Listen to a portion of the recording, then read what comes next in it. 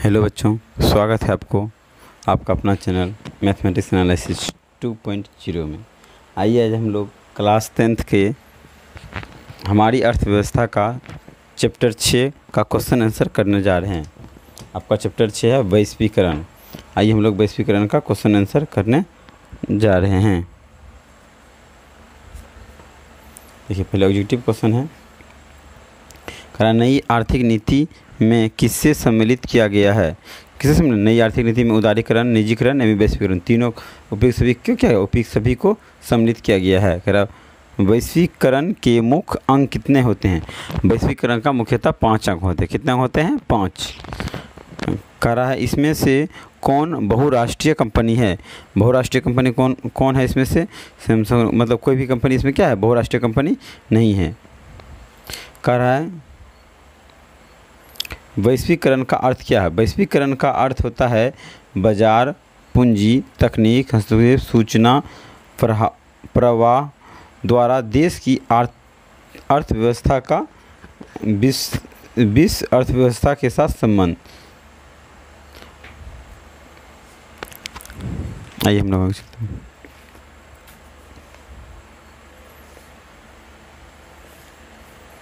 कह रहा पहले समूह के Thums Up brand, Thums Up का जो ब्रांड होता है, थम्स अप का ब्रांड को किस बहुराष्ट्रीय कंपनी ने खरीदा था? थम्स अप के ब्रांड को कौन खरीदा था? कोको कोला ने खरीदा था। थम्स अप था, कौन खरीदा? Coca Cola. कह रहा है रिक्त स्थानों की पूर्ति कीजिए। वैश्वीकरण का अर्थ है देश की अर्थव्यवस्था का डैश अर्थव्यवस्था के साथ समन्वय। आइए हम लोग इसका आंसर देखते हैं।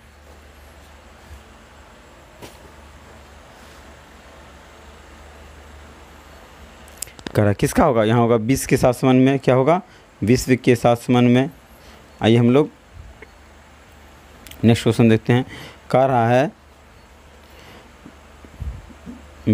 व्यापार, पूंजी, तकनीक, हस्तक्षेप, सूचना प्रभार के माध्यम से वैश्वीकरण को बदलाव मिलता है। किसका मिलता है? वैश्वीकरण को मिलता है। कह रहा बहुराष्ट्रीय कंपनी वैश्वीकरण की प्रक्रिया में मुख्य भूमिका निभा रही है। क्या निभा रही है? मुख्य भूमिका निभा रही है। आइए हम लोग आगे देखते हैं। कह रहा विदेशी व्यापार विश्व के देशों के बाजार को क्या करती है? जोड़ने का काम करती है। कह रहा सन क्या है? सन 1995। इस पर कब किया गया? 1995। किसमें में?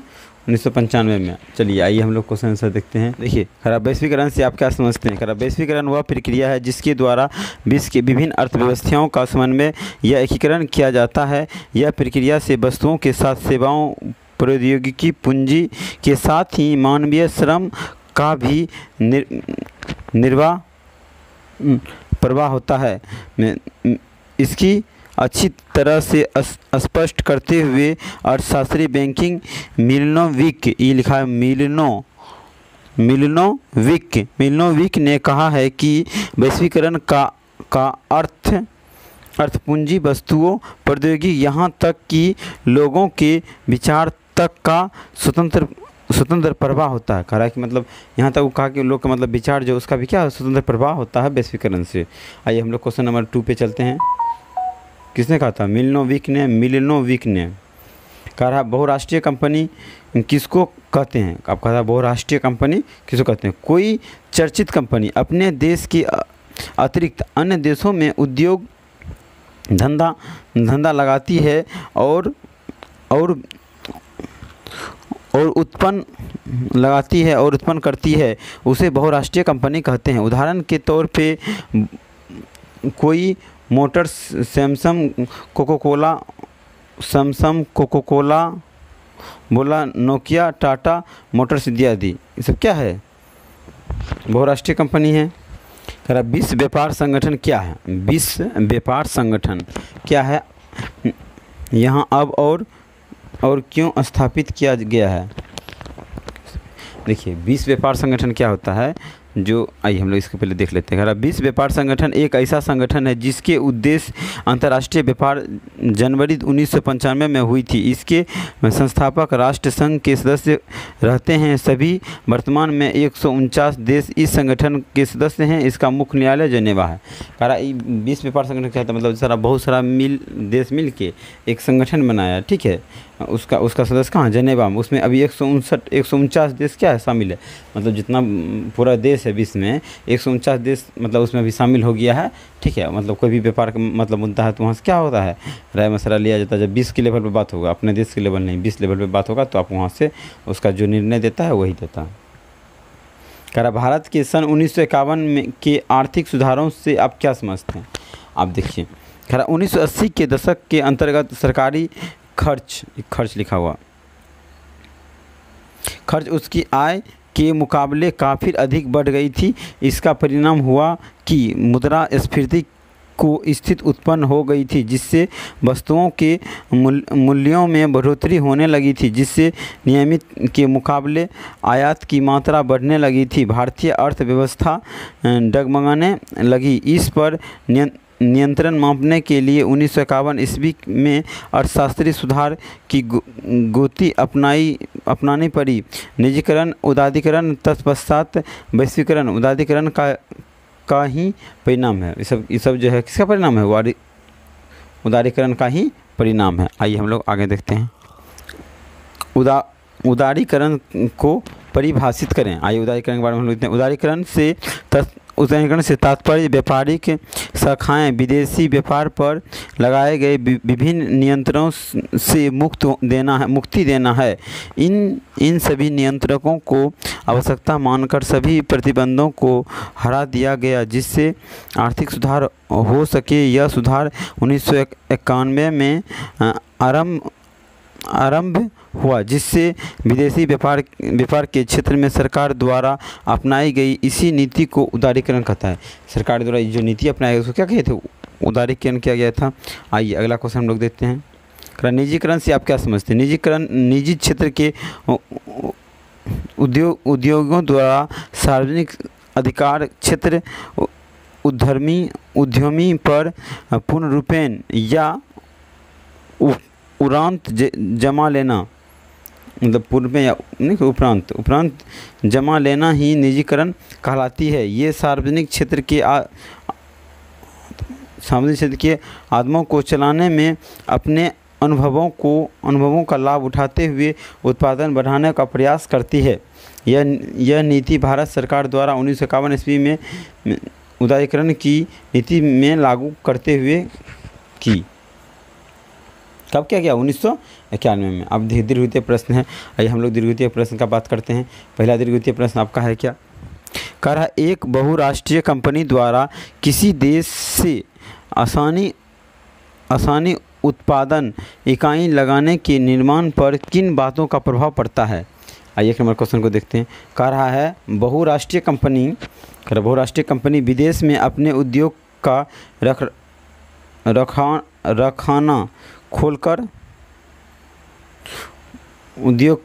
रखाना खोलकर वैश्वीकरण में अपनी भूमिका मिला रही है, लेकिन उद्योग स्थापित करने से पहले वहाँ की स्थिति के बारे में अच्छी तरह से तदाकत मतलब होता है, मतलब पता कर लेना चाहिए। तदाकत कर लेता है कि वहाँ कच्चे माल, आयात के साधन, श्रम शक्ति, जनसंख्या, आर्थिक घनत्व स्थिति के बारे में पता करके ही अपना उत्पादन को तैयार करके यहाँ के बाज़ार में पहुँचाते हैं। मतलब कह रहा है कि जो वहाँ पे जो मतलब किस तरह का कच्चा वस्तु कितना मांग है और सर्व वस्तु का क्या मांग है नहीं है, मतलब पूरा अच्छी तरह से पता कर लेगा तभी ना उसका व्यापार चलेगा। अब मांग यहाँ पे आम का है, आप कटहल बेच रहे हैं तो पता नहीं चलेगा, जिससे यहाँ के श्रमिकों के साथ साथ उपभोक्ताओं को भी लाभ प्राप्त हो। मतलब जो उपयोग करा उसको भी क्या फ़ायदा हो, मतलब जो वस्तु यहाँ नहीं मिला वो वस्तु को बेचेगा तो ना फ़ायदा होगा, क्योंकि उपभोक्ता के सभी प्रकार के सामान एक ही जगह उपलब्ध हो जाता है। इस प्रकार हम कह सकते हैं कि बहुराष्ट्रीय कंपनी उद्योग को खोलकर वैश्वीकरण के क्षेत्र में अपनी महत्वपूर्ण भूमिका निभा रही है। ठीक है, आइए हम लोग आगे देखते हैं। कह रहा है वैश्वीकरण का बिहार पर पड़े प्रभावों को बताएं। कह रहा बिहार पर वैश्वीकरण के वे प्रभावों के प्रमुख पड़े हैं। आइए बिहार पर जो प्रभाव पड़े हैं उसके बारे में हम लोग बताते हैं। कह रहा है सकारात्मक प्रभाव तथा नकारात्मक प्रभाव। अब कोई भी काम होगा तो पॉजिटिव नेगेटिव होता ही है। देखिए पहले कह रहा है बिहार में वैश्वीकरण का सकारात्मक प्रभाव, मतलब पॉजिटिव पहले देखते हैं। कह रहा है निर्यात में वृद्धि। निर्यात मतलब होता है जो क्या आने जाने की वृद्धि, निर्यात में वृद्धि मतलब जो वस्तु वहाँ से बेच रहा था। वैश्वीकरण के कारण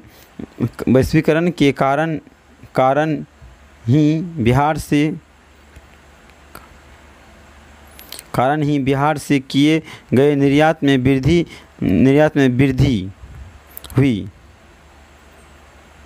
वृद्धि हुई है। निर्यात की वस्तुओं में अधिकतर कृषक वस्तु हैं। क्या है? कृषक मतलब कृषि वस्तु है। कह रहा कृषक उत्पादन में वृद्धि। अब कृषि उत्पादन में वृद्धि हुआ। कह रहा कृषि उत्पादन में वृद्धि से किसानों की खुशहाली बढ़ी है, जिससे वे अपना विकास सही ढंग से कर सके। कह रहा है मतलब किसानों क्या खुशहाली बढ़ी जिससे अपना वो विकास सही ढंग से कर सकें। आइए हम लोग आगे देखते हैं। कह रहा है निर्धारिता में कमी। कह रहा वैश्वीकरण के कारण राज्य में निर्धारिता की कमी आई है। निर्धारिता रेखा से नीचे आने वाली में काफ़ी कमी आई। मतलब निर्धारिता क्या गरीबी रेखा से नीचे आई है। विश्व स्तरीय उपभोक्ता वस्तु के उपलब्धता। वैश्वीकरण के कारण ही बिहार के बाज़ारों में विश्व स्तरीय उपभोक्ता वस्तु उपलब्ध हो गई है। आइए हम लोग चलते हैं बिहार में वैश्वीकरण का। अब इसका नेगेटिव क्या क्या इफेक्ट है, नेगेटिव इफेक्ट को हम लोग देखते हैं। आइए कर रहा है कृषि एवं कृषि आधारित उद्योग की अपेक्षा बिहार एक कृषि प्रधान राज्य है। यहाँ पर उद्योग की कमी, कृषि पर जितना निवेश होना चाहिए उतना हो रहा है। कृषि पर आधारित उद्योग की भारी कमी आई है, जो उद्योग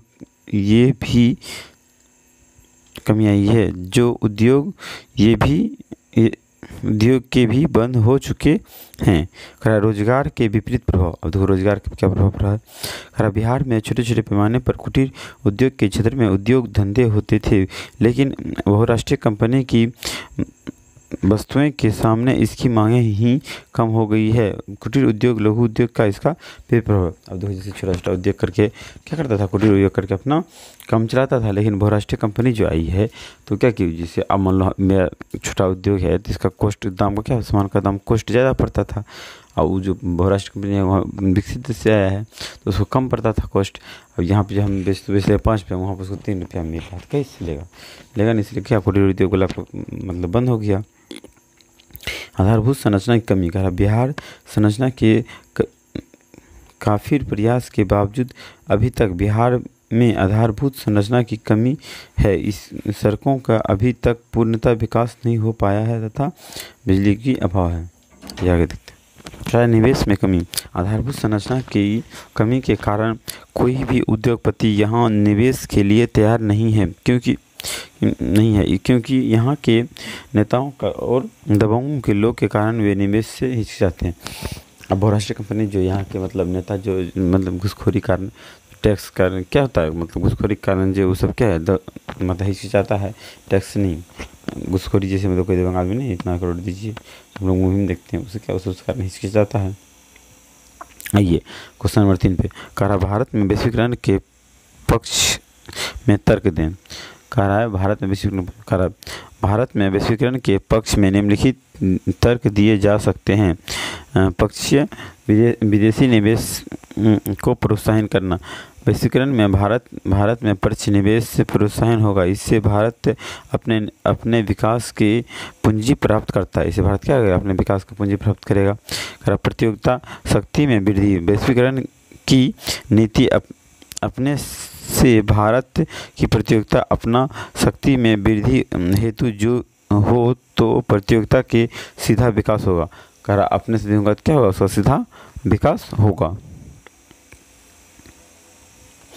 नई प्रतियोगी के उपयोग में सहायक।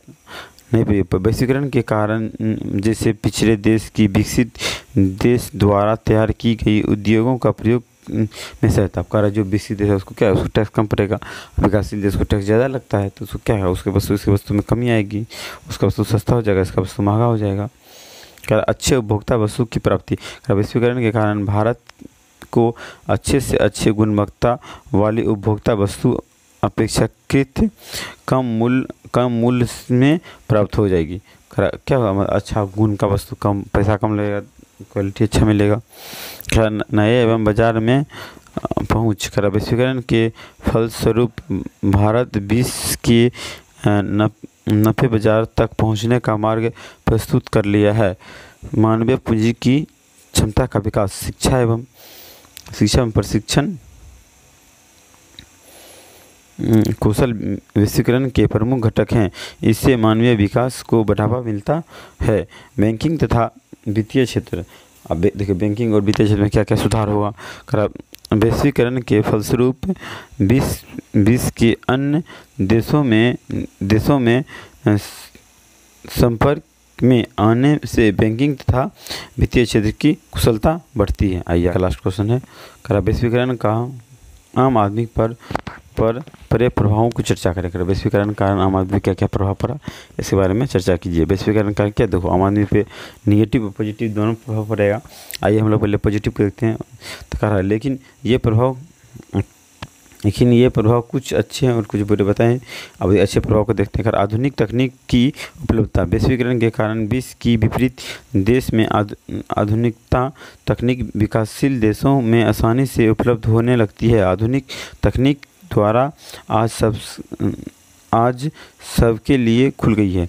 आधुनिक तकनीक मिलेगा मतलब जो नया भी टेक्नोलॉजी आएगा, हाँ ये मतलब वो सब क्या होगा यहाँ पे आपको उपलब्ध हो जाएगा वैश्वीकरण के कारण। नहीं तो क्या होगा, मतलब लेट से पहुँचता है कोई भी तकनीक।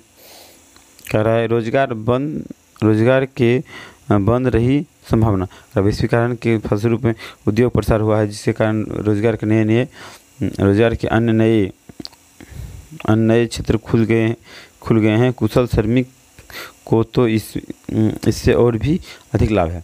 मतलब जिसके पास एक्सपीरियंस है उसको तो और फायदा ही है, मतलब पास में नहीं है फिर भी मतलब रोज़गार खुलेगा तो क्या होगा, कहीं ना कहीं रोज़गार जॉब मिलेगा। कह रहा है उपयोग के आधुनिक संसाधनों की उपलब्धता। कह रहा वैश्वीकरण के कारण विश्व के सभी देश के इस उत्पादन लोगों को उपयोग के लिए उपलब्ध हो गया है। पहला जहां आम आदमी रेडियो के लिए तरसती थी वही आज घर में रंगीन टेलीविज़न और हाथों में मोबाइल फ़ोन हो गया। पहले ब्लैक एंड वाइट टीवी चलता था, मतलब किसी घर में होता है, रंगीन टीवी सबके पास नहीं होता था। आज क्या हुआ, हर घर में देखिए टीवी मोबाइल हो गया, हर हाथ में वो सब चीज़ है।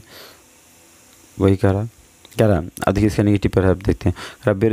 बेरोजगार बढ़ने की आशंका। कर बेरोजगारी बढ़ने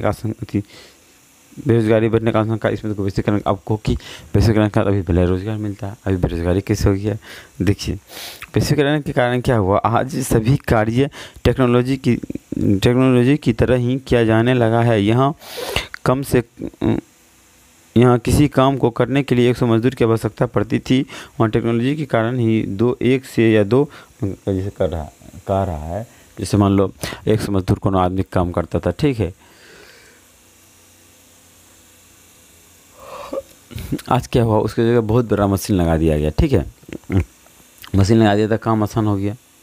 एक मतलब 100 आदमी काम एक मशीन अकेला कर देता है और उसे जल्दी करता है और उससे अच्छा भी कर देता है। अब मान लीजिए आपने 100 श्रमिक में 98 श्रमिक को हटा दिया तो 98 श्रमिक का परिवार तो बेरोजगार हो गया, हुआ कि नहीं हुआ, बेरोजगार हो गया। अब 2 ही आदमी को काम दिए, इससे क्या हुआ, बेरोजगारी पैदा हो रहा है। क्या उद्योग और व्यापार के बंद रही प्रतियोगिता। कह रहा विदेशी एवं पूंजी निवेश कंपनी के बिना किसी प्रतिबंध के आयात होने से आम लोगों की सर में कमी आ रही। अब इससे क्या हुआ, वही छोटे उद्योग वाला को भी घाटा लगता है। जो अभी बोले ना छोटे कुटीर उद्योग बंद हो जाता है, पिछले वाला क्वेश्चन में क्या कुटीर उद्योग सब वाला बंद हो गया तो उसका भी क्या हुआ, नुकसान हुआ। Thank you. आई होप आपको वीडियो अच्छा लगा तो लाइक एंड सब्सक्राइब जरूर कीजिए, शेयर कीजिए।